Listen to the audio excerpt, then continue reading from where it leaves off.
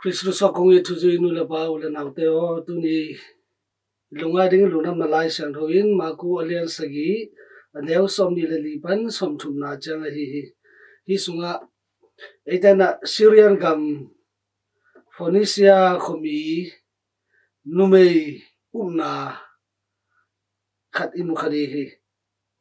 hi lai sang do isum chang ena hi Phoenicia khomi numei nuina atanu doive a hi ma buin to pa isu thu asak changin to pa isu kyang pa ya a khe punga buken atanu aring thu ngel sangna thu athum sangna thu te imu hi atak tren chile hang hi nu pi nu ama ring hiloina atanu ari anget sangna ina ite banglak hiam eitulai Christian nula pate itate dam na ding itate gilwa na ding itate mailam ding itate pasen thulanga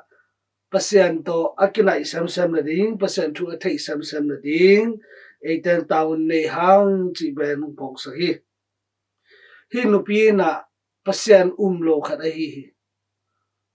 ai zongina mi dei thuket to pai sui thu asa changin to pai su kyang pai nang la ken jo to pai su athai nai lo te pasen athai nai lo te kyanga to pa sen thu thai sang ni to pa sen kya mi khem plong tung thai de eitena na sem ni to ba tham lo tu ni nu pi nuina to pai su ina doi hol khe zo hi chi upna lian nei hi nang la ke Christian to pa isu hun pa gun pa asang hinapina to pa isu sepzo na te banglen na te iung tak pi hiam to pa isu na hilei tu anun tak su te michina te dam saka doi hol khian na te khanin te hoi khian na te bol hi doi na sem na le khanin na sem na te to pa isu na sem na to kile boli tuni pasien awum lo nu Phoenicia khomi nuina atanu khanin be ahima bangin to pa isu kyanga ohol khet sang ding thumi nangla ke to pa isu kyang pan ilung sim sunga inun tang na khanin bol na doi mang pa nang bol na te to pa isu khephunga bogin thuingen ngai hiam to pa isu na doi te hol kha khanin te hol kha hima bangin nang to pa isu asang ke to pa isu sang I na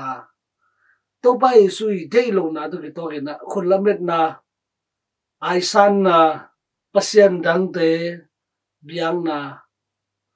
athela aulan te zak na se sia te kyang khong ipai pai la hiam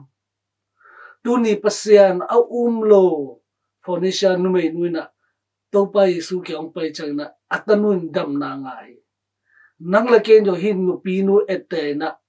to pa isu kyang I pai ding ei adi be khiloni itate ading jo thuing et sak thei ding tu ni eite khatje tunga tham pya hi